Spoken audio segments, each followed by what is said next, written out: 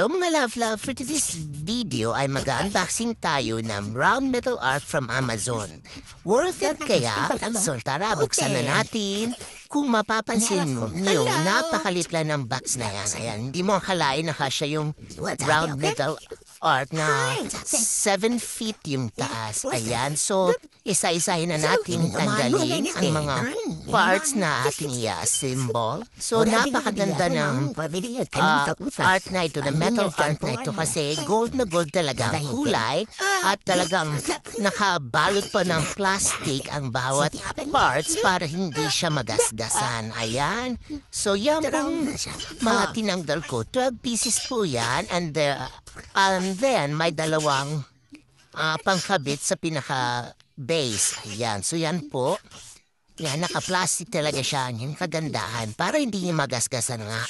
Ito po yung instruction. So, susundin lang natin yan. Madali lang naman siya. Kahit na walang instruction ay kaya natin gawin. Ayan. At ito namang dalawang plastic na yan.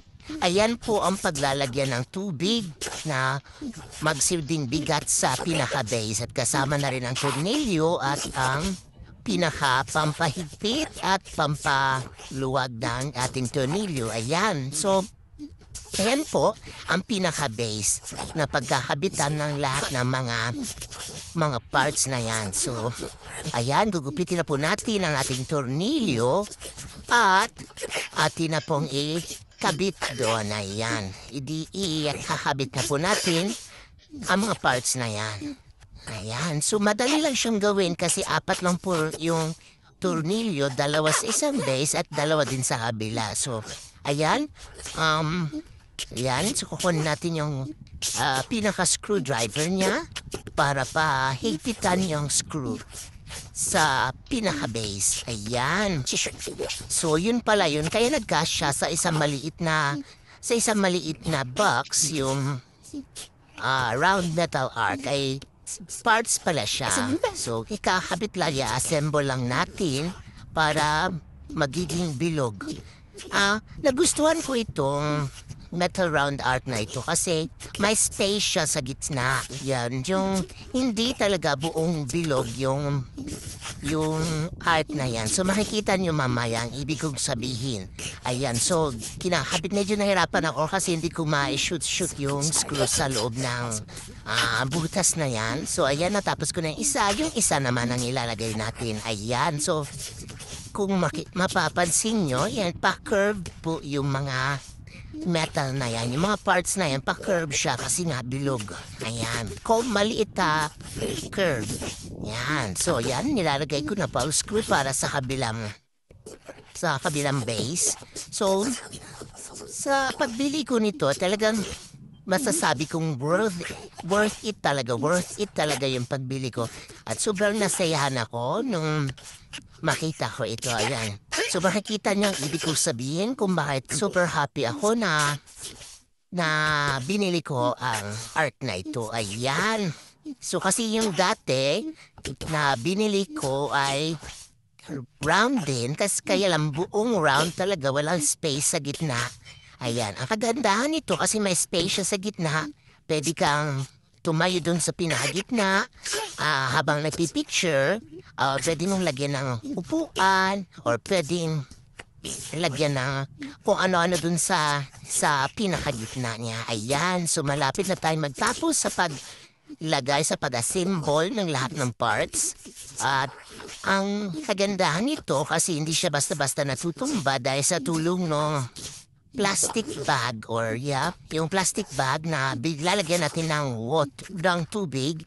Yan, ng water bag yun. Parang water bag na yun, lalagyan natin yun ng tubig at ilalagay doon sa pinaka-base ng ating art para hindi siya matutumba or siya magsisilbig bigat ng ating art. Ayan, tapos na po. Ang bilis lang po. In 2 minutes, tapos na tayo mag-assemble niyan.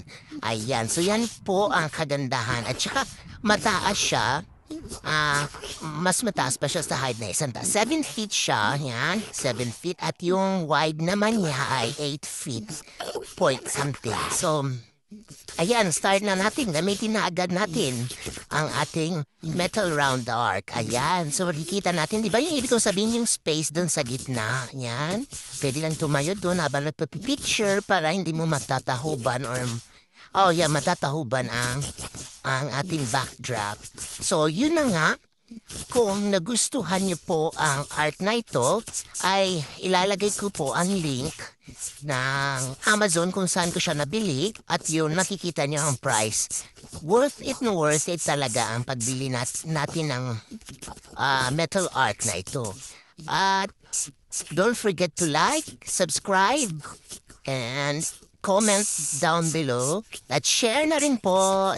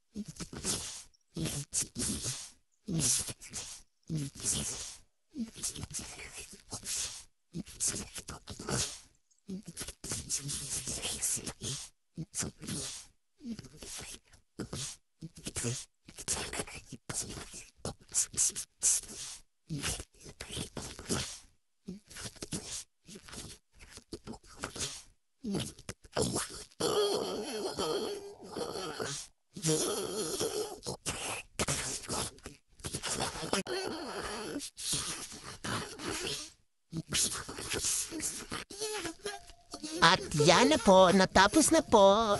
Thank you for watching mga love. Yan po ang ating finished product. Worth it talaga.